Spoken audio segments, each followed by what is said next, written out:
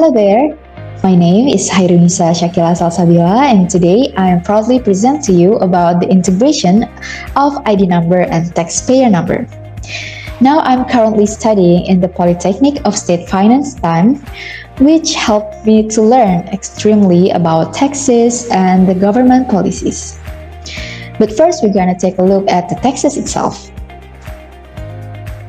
So why do we have to pay taxes? As we know, taxes is the most or the primary resource of the revenue for the government. And the money is used to improving and maintaining the public infrastructure, like the school building, the hospital, and the roads that we usually travel on. And as a good citizen who already has a steady income, a loyalty is formed by having a taxpayer number or an identity, or which is called as nomor pokok wajib pajak in bahasa. So taxpayer number is the number given to the taxpayer and used as a personal identification or identity of the taxpayer in carrying out our rights and obligation.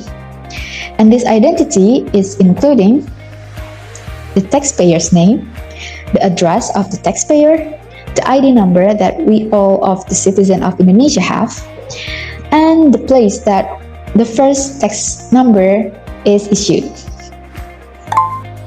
Oh, we got something here. It's an announcement.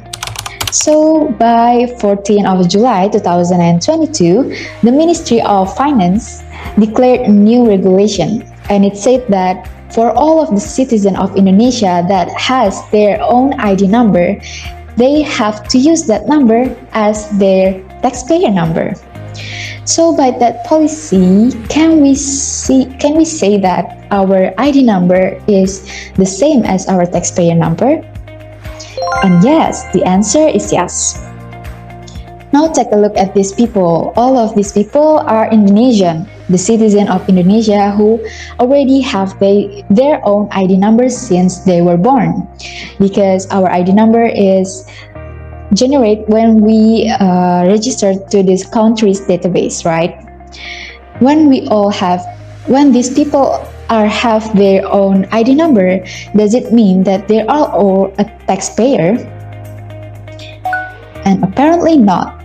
Not all of them are a taxpayer. And why is that happen?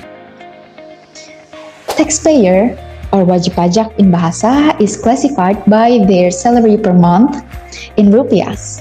So when someone have their salaries above 4,500,000 rupiahs per month, it means that he is a taxpayer. So what can we conclude from this? What can we conclude is we have to validate our data. We have to synchronize our data so we know are we a taxpayer or not. And yep, validation is a must. And per July 2022, the Directorate of General Taxes has reported that they have been succeed to integrate 19% of 195 million of ID number with their taxpayer number. Actually, we can validate our own data by visiting the website of dgponline.pajak.go.id.